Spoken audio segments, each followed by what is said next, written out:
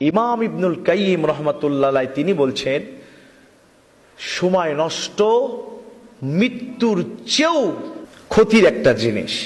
কারণ সময় নষ্ট হয়ে গেলে আল্লাহকে আর আখিরাতকে হারিয়ে ফেলতে হয়, আর মৃত্যু হয়ে গেলে শুধু দুনিয়া আর দুনিয়াবাসীকে হারিয়ে ফেলতে হয়।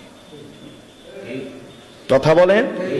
হযরত ইবনে মাসউদ রাদিয়াল্লাহু তাআলা আনহু তিনি বলছেন, আমার কাছে সবচেয়ে অনুতপ্তের দিন ওই দিন যেদিন সূর্য ডুবে গেল, আমার হায়াত কমে গেল, কিন্তু আমার নেকির পাল্লায় ন্যূনতম কিছু বৃদ্ধি হয় নাই। আর আমি আপনি সময়ের দাম দিতে জানতেছি না। গতানুগতিক রমাদান পালন করছি।